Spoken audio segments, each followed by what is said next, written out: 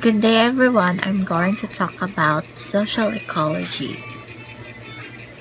So, what is social ecology? Social ecology is a highly dynamic interdisciplinary research field rooted in both social science and natural science traditions. Social ecology deals with energy and society, land use and food production, the metabolism of societies, and the environmental impacts of human activities. It offers a conceptual approach to society, nature, co-evolution that integrates historical, current development, and future sustainability transitions. Origins of social ecology. Social ecology as field in the social and behavioral science roots in the times when disciplines like sociology, psychology, demography, or economics were still quite young scientific disciplines.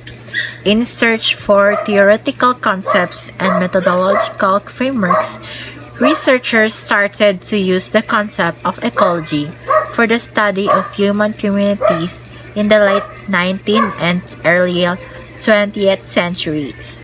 So, who is the founder of social ecology? So, I have researched that Mr. Murray Bookchin. Mr. Murray Bookchin, the founder of social ecology, was an important figure in ecology movement developments of the 20th century. While developing his theories, Murray Bookchin wrote foundation works such as Post-Scarcity Anarchism, Toward an Ecology Society, and The Ecology of Freedom. Bookchin eventually began to criticize anarchy in favor of a libertarian socialism framed in the context of a political ideology he would refer as communalism. The ecological system theory in social work.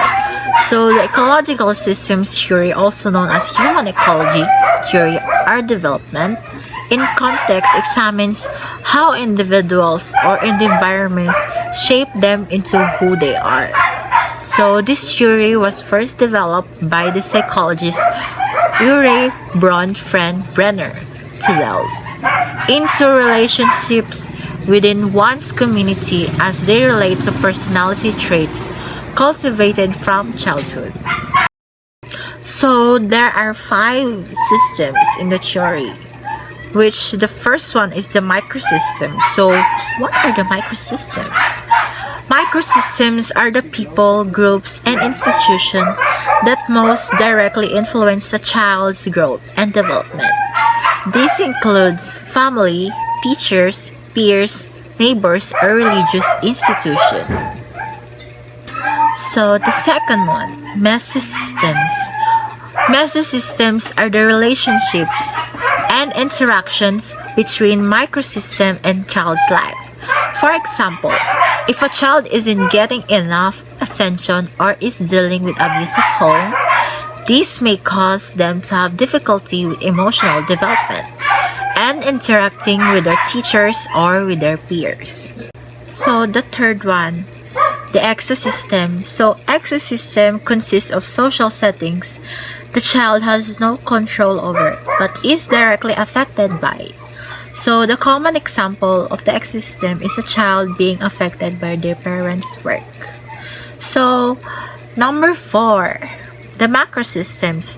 The macrosystem is the general culture and that influence the child as they develop, and the microsystem and mesosystems within. The last one is the chronosystem. The chronosystem is the pattern of major events and cultural shifts that occur and influence an individual over the course of their lifetime.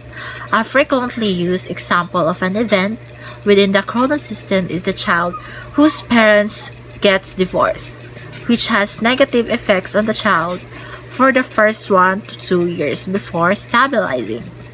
Applying the social ecological perspective in social work. Applying this ecological perspective in social work can benefit your existing understanding. Often those in need of social assistance are those at the bottom of hierarchy, such as deeply impoverished families.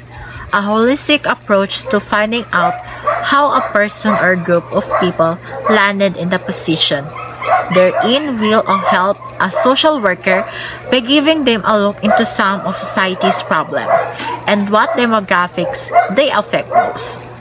This puts the social worker in a position to advocate for change and social justice at the public policy level, as they have an intimate understanding of social issues that can affect or how they are affected them. So the last one is criticism.